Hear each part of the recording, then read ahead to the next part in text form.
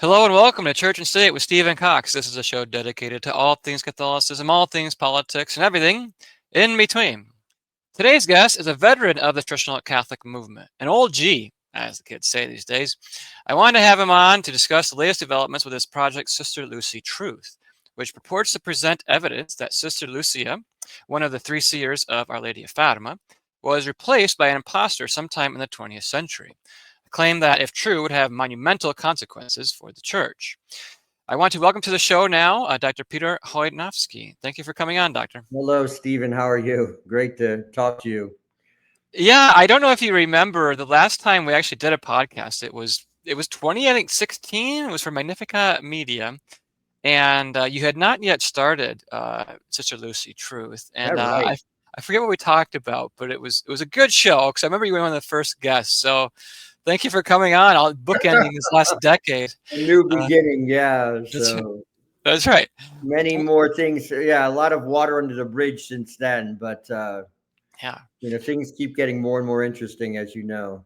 Yeah, and we'll talk about, I think, too, at the end, sort of the changes you've seen, because you've been in tradition for, I mean, it's got to be over 40, 50 years now, and you've been a wise voice and involved in many affairs. But let's first start with your, I guess, new apostolate, if you will, founded in 2017, Sister Lucy Truth. Can you just tell us generally, why did you start this? I mean, did a voice come from above and say you have to do this, or did you see a picture of Sister Lucy and say, hey, that's something strange, I need to look more into this?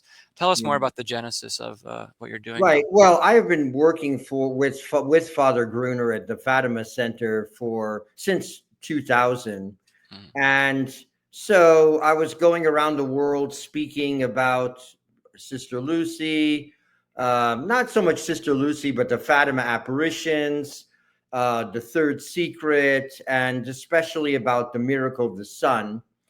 And this went on until 2017. Also partnering, and giving lectures and writing articles for the Catholic Family News, which was owned by Father Gruner. So Fatima was sort of in my bloodstream, and it's been in my bloodstream for a long time. Joining the Blue Army in the 1970s. My birthday is October 13th, so there's that connection there. Uh-huh. So this was part and parcel of my life. And but in 2017, I began to look at pictures, a couple of articles that had been put on before by Dr. Marion Horvat, on the Tradition and Action site. And honestly, they were about Sister Lucy, comparing old and new pictures, Mm. and pre 1967, and then 1967 and post 1967. And it really shocked me profoundly, because even all those years, being part of the Blue Army, working for Father Gruner and at the Fatima Center, and going around the world talking about Fatima, Mm. the Tui apparitions and all these various things. I had never really looked at Sister Lucy. Mm. I had never really looked at pictures of Sister Lucy other than when she was a child.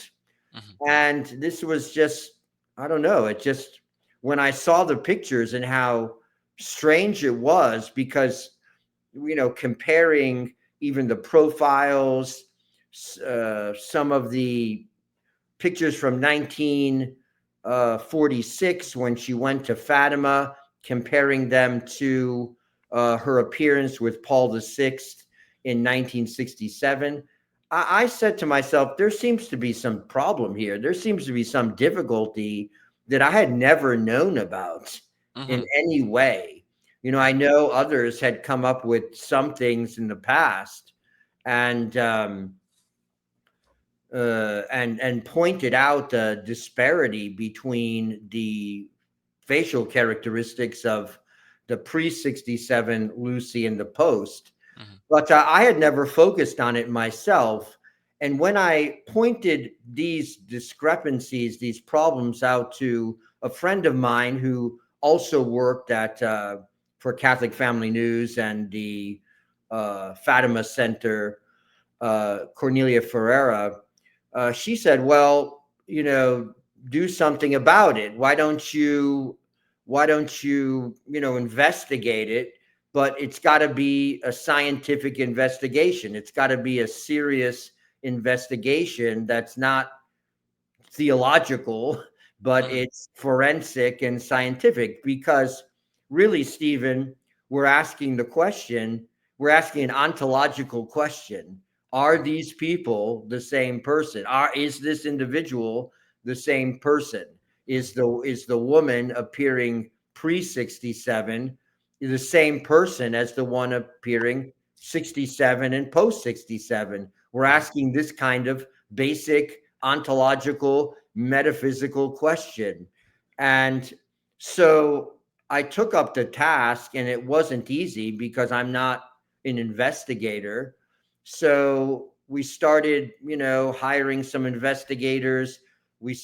Some friends of mine started helping me get together videos and all the pictures we could get hold of from even the official books that were put out by the shrine at Fatima, and all the various images that are available today that weren't available in the past. We started collecting them together, collecting the video evidence, collecting the handwriting evidence, and from her memoirs, from her writings in the past, uh, pre 67, and some letters post 67.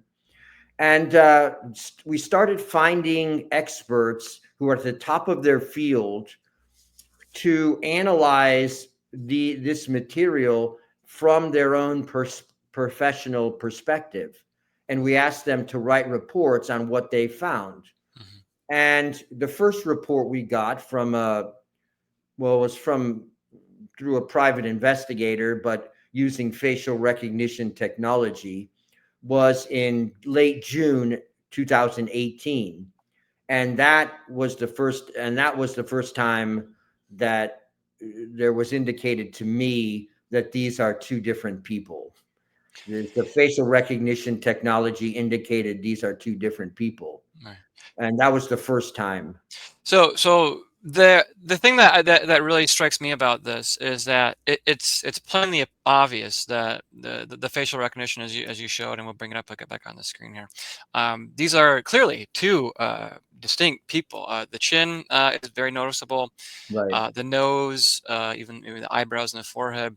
Was that the findings of the experts that you enlisted? And were these experts even Catholic? Do they even know about this possibility? I mean, I imagine you just said, No. "Can you tell me who these people are and if they're the same?" And then that was it, right? I mean, Yeah, well, yeah, basically that's what we asked. We didn't, provide them with a theological and, background, or everyone had some idea of who she was, mhm, like, mhm, because the Fatima is still no matter, it's still there. And when anyone thinks of the Catholic faith, Fatima tends to come to mind. These are educated people. So, but we didn't hire them because they were Catholic. I don't even know. Most of them, to my knowledge, aren't Catholic, and were not, associated with the church. They're not associated with the church in any way, but they just analyzed everything from their own perspective, from their own professional perspective. We have, Lois Gibson, who has the Guinness Book of World Records for identifying the most criminals through her forensic art, wow, and over 1,600 successful identifications. And she wrote 3 reports for us. 2 reports dealing with the question, are these the same person? And then another report dealing with the question of was the woman who appeared in 1967, the same woman who appeared in 1982 and after, until her death in 2005. And Lois Gibson wrote these 3 reports, and she also sent me an email, and part of it's included in the report, which said that it's impossible because of the radically differing facial structures. It's impossible that these be the same person. Impossible. And she says, I've done dentistry. I've, in the 70s, I was trained in dentistry. I was trained in fitting dentures. And so I know this aspect also, along with my forensic arts. And she was definitive. She says it's impossible that they be the same person. And one thing, of course, that's always mentioned by these experts is the chin and the profile. And of course, these experts know that age is a factor, right? I mean, you have to consider age. They're not morons. And age and, lighting and situations.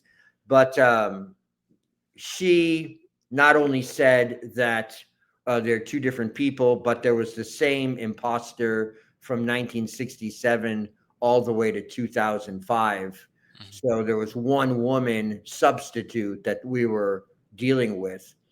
Also, but the uh, plastic surgeons, the maxillofacial surgeons, all said the same thing, and they, pointed to various things that, from their professional perspective, showed that these were 2 different people. Yeah.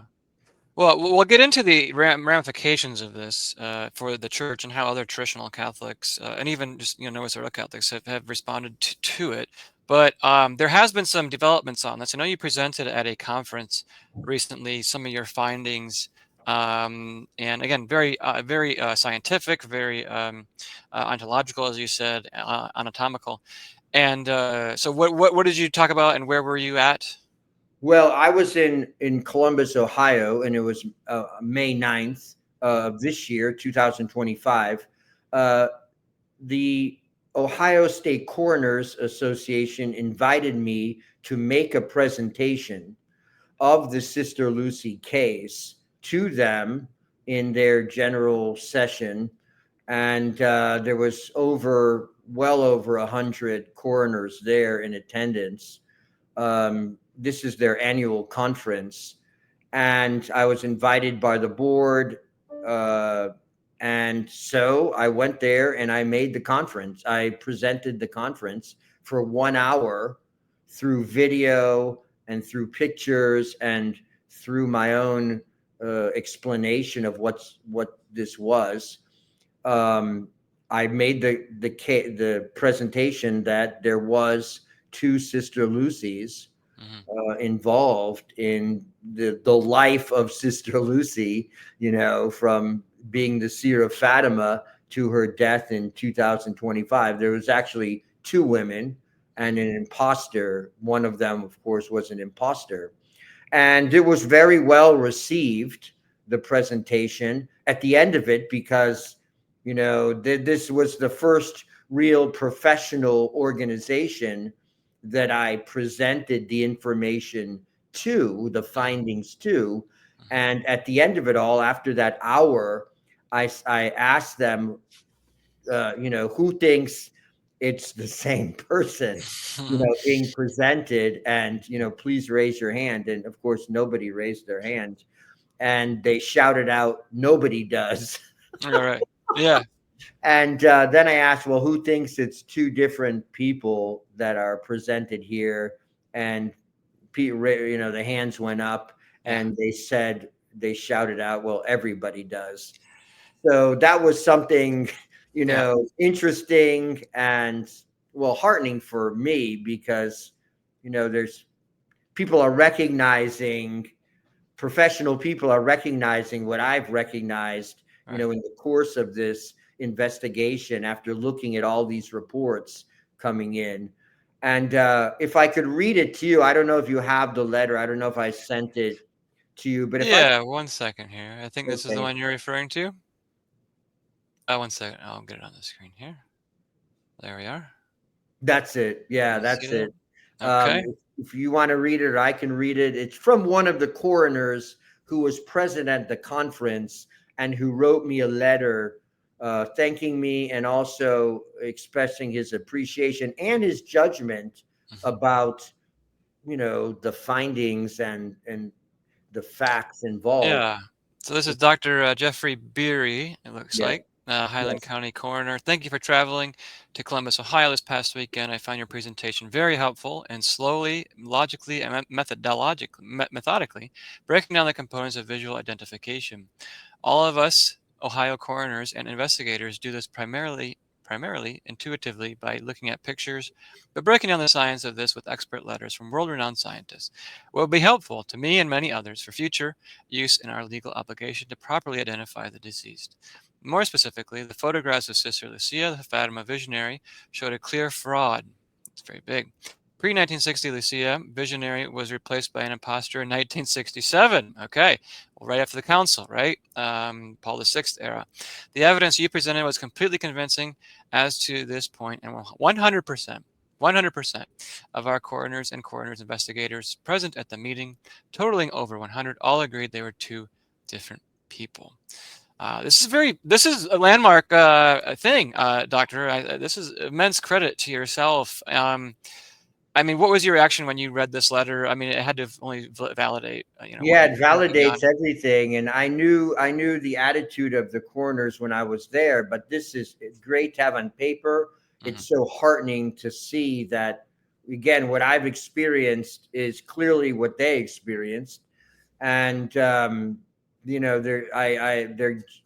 this is what we wanted. And I'll go before any state coroners association and present our material no matter what. Mississippi, you got Michigan up there, anywhere you like, I'll present our material and I'll see if I get a different reading on the whole thing. I doubt it, but perhaps. But this Ohio conference really showed that the facts are there. It's actually everything is presented, it becomes very obvious to people when they look at the pictures. And of course, some of the coroners want to go farther and ask about the obvious conspiracy that was involved to substitute Yeah. such an important person for substitute her out.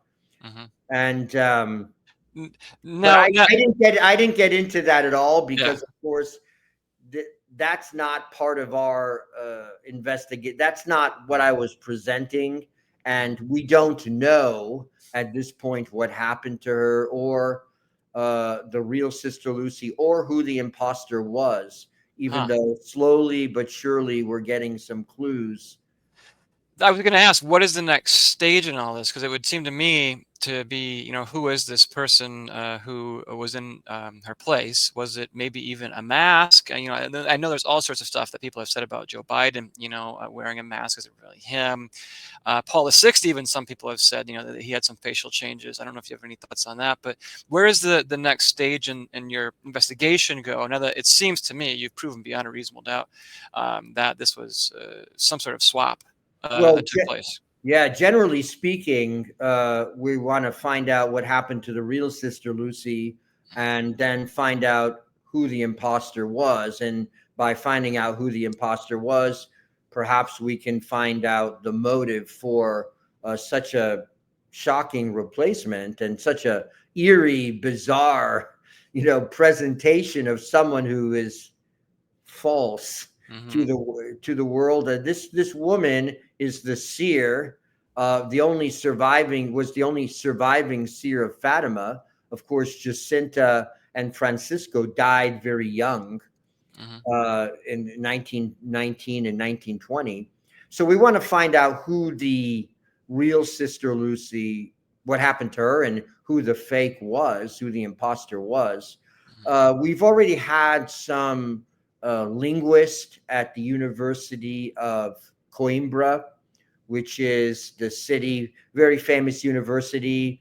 Coimbra is where the convent is, where Sister Lucy lived as a Carmelite. She was, part of that convent. But the university there, we found a linguist who analyzed the videos of the imposter Sister Lucy, and to try to locate her accent, and both demographically and uh, sociologically, like what class of people in Portugal she would be part of, what region of Portugal she was from, and so far we had some definite results. We actually, this linguist was able to locate her accent to the Visu city, which is in The northern the Portugal. imposter, right? That's what you're The referring to. imposter, yeah, Wow. imposter, Visu city, which is in northern Portugal. Mhm. Not close to Fatima at all, and Wow. north of Coimbra. So and she was able to say it's sort of an urban accent, urban suburban accent, not highly educated Mhm. person.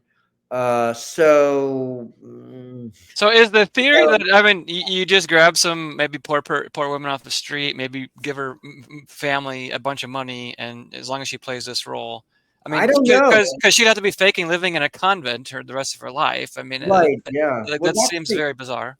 that's the amazing thing. Obviously, the woman's a native Portuguese speaker, because that's clear from the tapes, and it would be hard to bring someone in from outside the cultural context. Mhm. She's a native Portuguese speaker. um I don't know. Most people think that she was a religious nun, to because in order to take on that life, you had to be familiar with the whole lifestyle. Mhm. But also, the question is, who would be able to drop their own life Mhm. and take up the life of somebody else? If you look, yeah, that's the big question. Yeah. And I mean, there's so many interesting aspects of this. And when did she come on? When Mhm. did they actually bring this woman on? Because in the pictures from 1967, which we have on our website, we've divided up the pictures into the various time frames. Childhood, when she was in the convent, up to 1960, say, and then the 67 event where she appeared with Paul VI on the 50th anniversary of the apparitions of Fatima, and then all the time she appeared with John Paul II post 1982 and after that. And she appeared many times on videos and at masses and personal meetings with John Paul II. The question is, how can someone drop their own life and take up someone else's life? It looks like from those 19, you can see them there, those 1967 pictures. I think the woman looks no more than 40, Mhm. and she's supposed to be 60. I Does that mean, woman look 60 to you?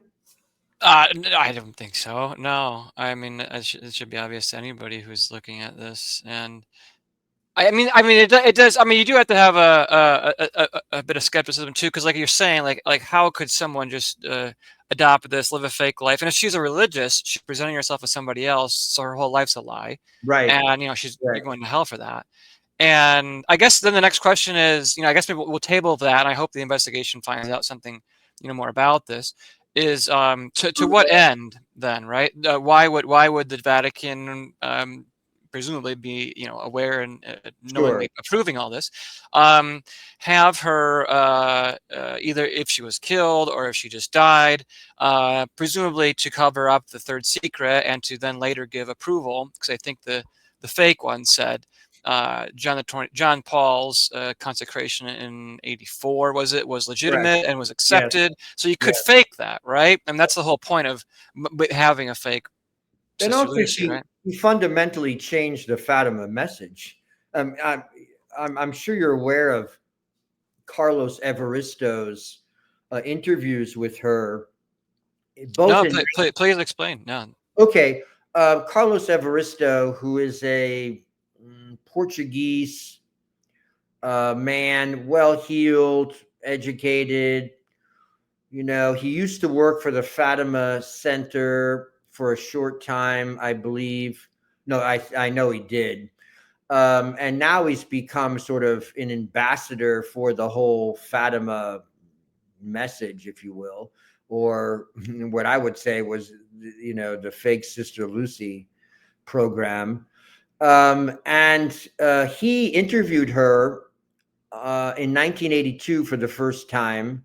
It was actually October 11th, 1992. And then 1 year later, he interviewed her on October 11th, 1993. And of Hmm. course, October 11th is in itself important because that's the day that Vatican II began, right? In Hmm. 1962, it began on October 11th with that famous speech by John the 23rd condemning the prophets of doom.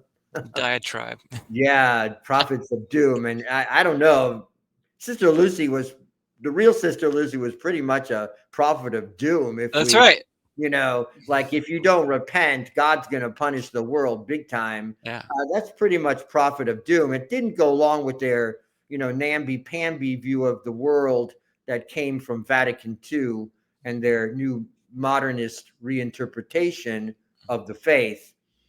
But anyways, Carlos Evaristo interviewed her, and we have videotapes of her answers in on that October 11th day, 1993, and she says some amazing things that totally contradict what the original Sister Lucy, the real Sister Lucy, said.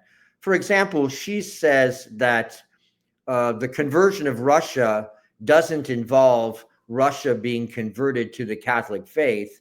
It involves a conversion in which of a nation so that everyone could follow their own religion Yeah, that's Vatican II and Catholicism right there. find their own truth and find their own religion and practice their own religion. So basically, Yeah. religious liberty, Yeah. which John would be Paul II, totally Assisi yeah, II sort of stuff. absolutely.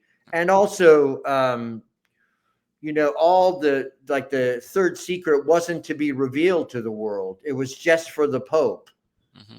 which is totally a fraud, which is totally the opposite of what the real Sister Lucy said. Yeah. And so many other things in that interview. To his credit, we know that Carlos Evaristo, and we know this by an interview that was given to the Wanderer by Dr. Zugaby. Carlos Evaristo went from that interview of the fake Sister Lucy in 1993. He went actually to the Portuguese police Mm. and he said, "Well, do you know about this? What's happened to the real Sister Lucy? I mean, this woman, I mean, she's not the real one. What's going on?" Hmm. And do you know about this? And the police sent him, the Portuguese police sent him to this Dr. Zugaby, who um, told him, "No, everything's fine. I've researched it and everything's fine, and not to worry. It's the real one." Hmm. And Carlos himself wrote me in the beginning of this investigation. I don't know him personally at all. I know Yeah. many people, but I don't know. I never met him. Um, Did Father Gruner have an opinion on fake Sister Lucy, or did he know well, Carlos here? What was his thoughts on this? well, in his book, he ends up saying he thought that there could be a fake Sister Lucy inserted in that 1993 interview Hmm. with Carlos Everisto. But he didn't come down on the side of there being a fake Sister Lucy. Okay. And even at the end of his life, he was saying, well, no. But the thing is, the same woman who appeared with Carlos Evaristo is the woman that appeared in 1967, is the woman who appeared in 1980s and all the way to Hmm. through 2000 and up to 2005. It was the same woman. Yeah. So if that's a fake, they're all fake. But Yeah. of course, dear Father Gruner, who was a dear friend of mine, died in 2015 before we started our investigation. And so there's not one doubt in my mind that if I presented him with the evidence that you have in front of you, that Hmm. he would say that there was a fake Sister Lucy. There's no doubt in my mind. And a co-worker with him, Father Paul Kramer, has definitely has agreed that there was a fake Sister Lucy put in the place of the authentic Yeah. uh, seer of Fatima. So how has this revelation really impacted the Fatima community, if you will? There is the Fatima Center. Father Gruner and used to work with John Benari, who is also now passed. I imagine there's been a reaction to it, maybe in the near term, sort of some incredulity, maybe questioning you, your motives, or your findings. But it seems to me irrefutable. I'm not. I haven't looked at it too closely, but everything you're saying makes complete sense, and I have no reason to doubt it, and it looks obvious to me. So, I mean, how has the traditional community, Catholic community, responded to your revelations here? Well, the Fatima Center in last May of last year, the spring of last year, put out a version, seasonal printing of the Fatima Crusader, and they acknowledged explicitly that there was a substitute Sister Lucy from 1967 on. They acknowledged that there was a substitute Sister Lucy, and but they sort of try to minimize the significance of that fact. And they said it doesn't matter for our appreciation of the Fatima message. It's not, it's sort of a side thing. But I would say to them that it does very much matter, because when we're looking for the authentic message of Fatima, we have to look to the authentic words of the authentic Sister Lucy. Hmm. So everything which cannot be traced to the authentic Sister Lucy, just say pre 1960, that's the authentic Sister Lucy we're certain of.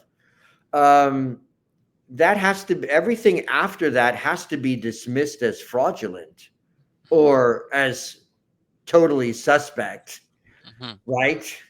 And because there's no evidence at all, and been asking for years, show me real evidence in pictures, in accounts by people who would have met them, that the real Sister Lucy was present on the scene while this fake was also present Hmm. on the scene. I've never seen them together in pictures. I've never had seen it shown to me that they were together.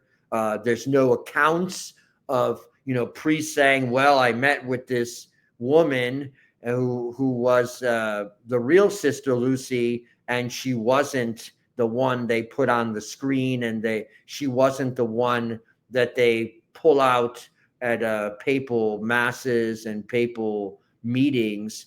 They're not the same person. We've never had accounts like that at all presented to us, and I know of none. Everyone who was meeting with Sister Lucy, post 1960 or 1960 and after, thought that this woman was the real Sister Lucy. Right. So I guess then this does cast out strong doubt, probably irrefutable pushback against the uh, so-called secret that was revealed by the Vatican in the year 2000, the third secret there. What is? I mean, you generally, I think, probably would say that was a fake too, right? That document that was released. Well, interestingly enough, we passed that document to our forensic the handwriting expert that we hired, and we presented all her writings to, and some more recent letters after 1967 to him. And he said the letters that we presented after 1967 were fraudulent. They were cleverly done, frauds, but frauds nonetheless. But he said that the vision that she had written down, that the Vatican released, was authentic. He said that was authentic, but that finding would just fit in with the general take, even of the Fatima Center, that this was a vision that was presented to the children and described by Lucia, but there's no accompanying explanation of what the vision means. And the Vatican in 2000 sort of gave their own explanation. Cardinal Ratzinger gave his own explanation of what the vision meant, but we don't have the words of Our Lady as to what that vision meant, like we have the explanation from Our Lady of what the first secret, the vision of hell, what that vision meant. So there's been a book written by Mr. Soshi, the fourth secret. There's some other part of the third secret that has not been revealed, that even though this vision seems to be authentic, what does it mean really? What does the angel mean? What does this man and bishop dressed in white mean, heading to this very unique cross, made out of a very unique form of wood that's characterized, that appears in Portugal. Yeah, I think Father Hess, or Father Hesse, I don't know how you say his name. He's deceased now, but he said something to the effect that the language that was used would not have necessarily fit with a sort of vision, because the term corpses was used. And I remember very vaguely him saying something to that effect, and he sort of doubted the entire secret that they gave to the world at that time. But one thing, I mean, I didn't believe that this was, when it came out in 2000, I of course didn't believe that this was the full third secret, or that even this was the third secret at all. But this is what our forensic handwriting analyst came up with. He's a court-approved expert. So I said, okay, this is what we'll put forward. And that report about the third secret, released in 2000, is actually on our website in the handwriting section, so your viewers can look at it there. So where then does this all end, if you will? I mean, can you put into context the larger crisis? Because it seems clear, Vatican II. There's shady things that happened potentially at the '58 conclave. We know Vatican II was, I call it a color revolution in the church. Russia has never been properly consecrated.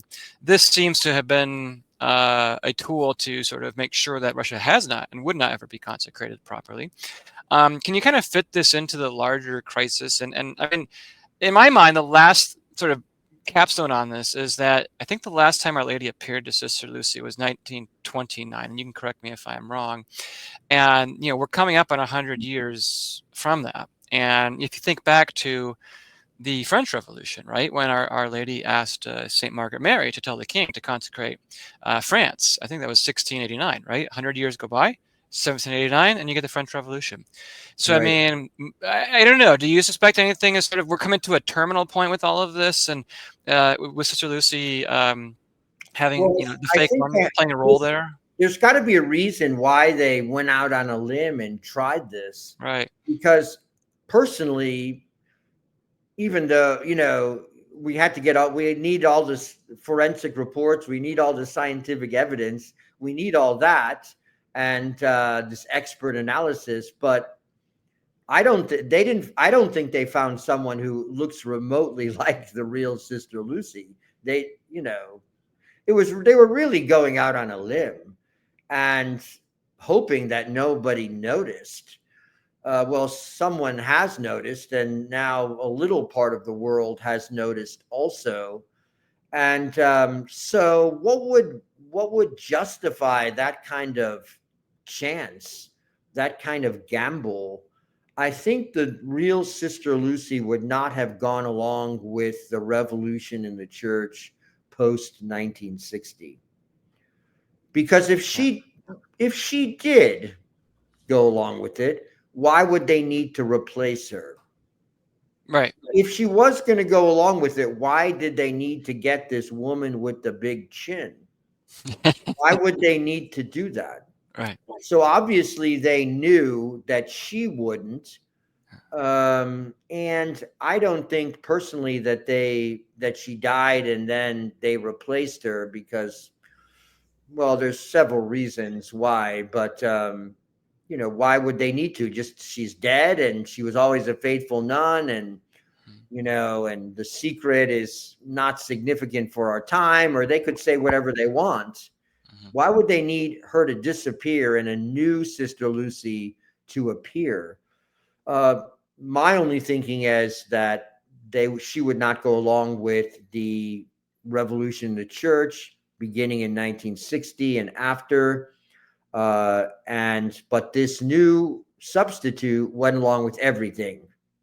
Yes. And of course, we have a letter from Sister Lucy from 1969 in which she says, which was just when the mass was being changed and substituted really for something else, where she says that you have to stay with the Pope, and um, he who is not with the Pope is not with God. At this critical moment, and praising Paul VI in this letter in 1969, which Bart Baggett, our handwriting analyst, who we asked to look at this material, said was a fraudulent letter.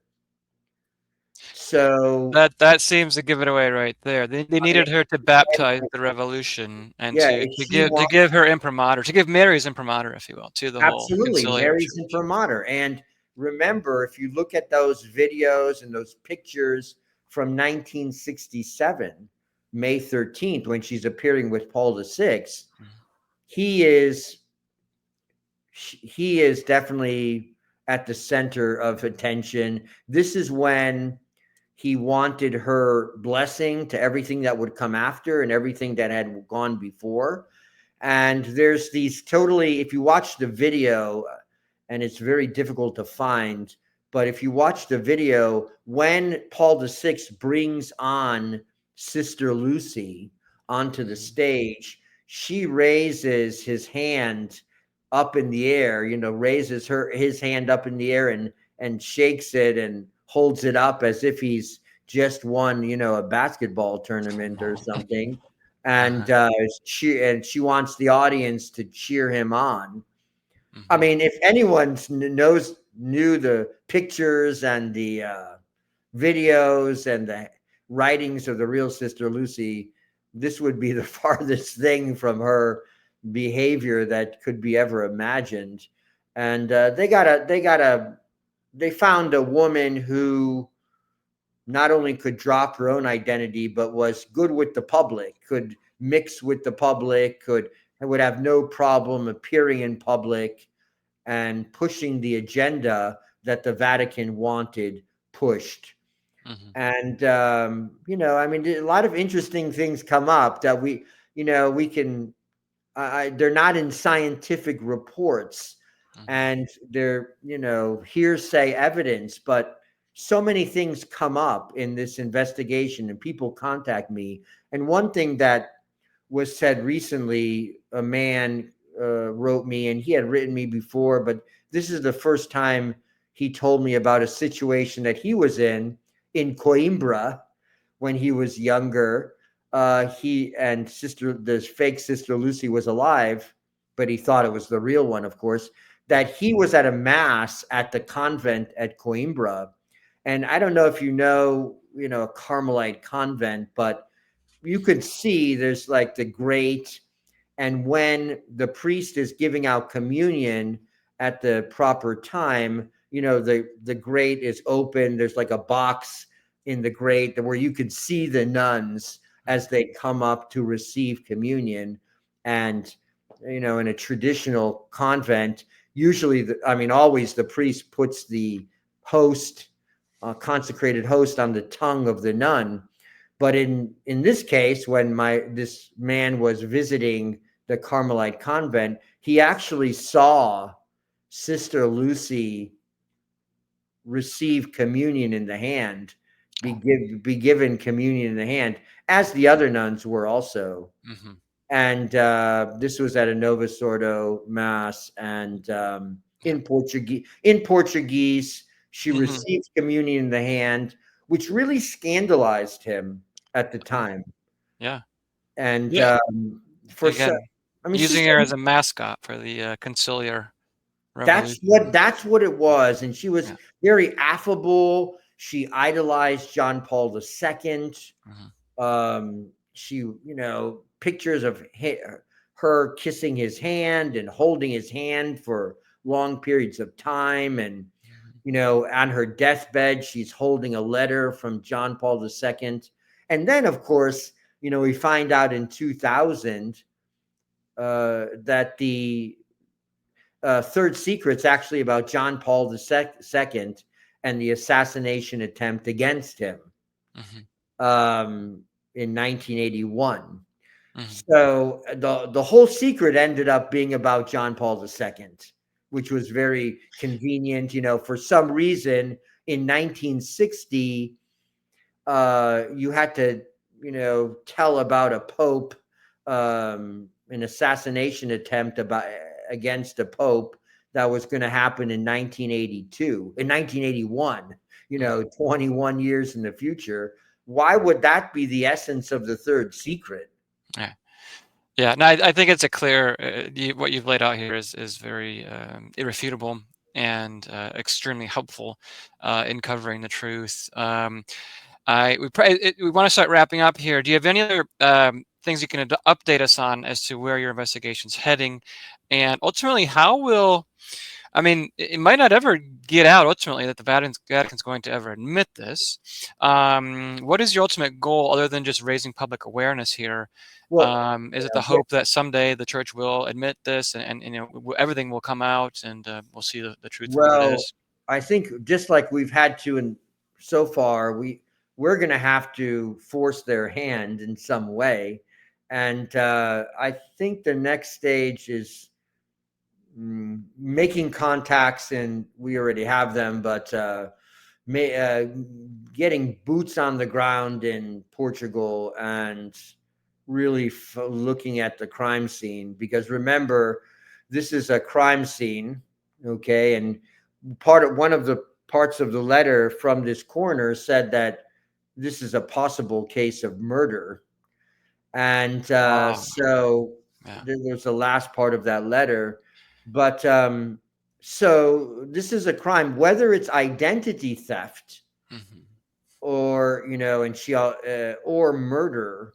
Hmm. The fake Sister Lucy also voted for in the place of the real Sister Lucy. We have video of that, and we've shown it on Twitter Hmm. and other in our website. She voted, and she couldn't even remember her own name that was on the voting card. Huh. So yeah, you can see that. I put it on Twitter, and we have it on our website.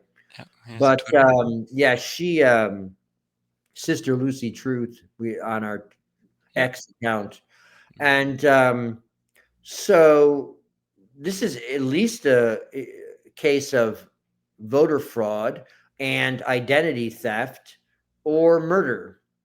So this is a crime, and we are pursuing it as such. And again, it seems like we need to focus on Portugal and Rome, tell you the truth, because in my mind, almost 60 years a Catholic, um, from birth, Hmm. from baptism, uh, you have to say you have to say that the Vatican's going to be involved in a decision like this. You're not going to have the real Sister Lucy disappeared without the sign off of the Vatican, and I would say the highest levels of the Vatican. Right. I don't think I would. I'm wrong on that. Right. Well, you've done a great service here. However it shakes out, we know on Judgment Day the truth will be revealed, and I think what you've done here is to do that. And I really hope it continues to be exposed, and we'll continue to watch this and follow this. So come back anytime to talk about the Great. latest, what's going on. But Sure. where else can we find you other than the websites? What else are you up to these days? Well, yeah, we're also on Twitter. I'm giving a lot of talks on American history and significance of that, and sort of going against the typical narrative. And so I'm involved in that. I'm, other interviews about current issues, and plus my teaching career. So um, You're staying Uh, busy, is what you're I saying. stay busy, yeah. Plus having six sheep, a Uh-huh. dog, four cats, and a garden. So yeah, Yeah, no slowing down. That's good. not That, slowing down. that's all But right. well, it's good to talk to you, Stephen.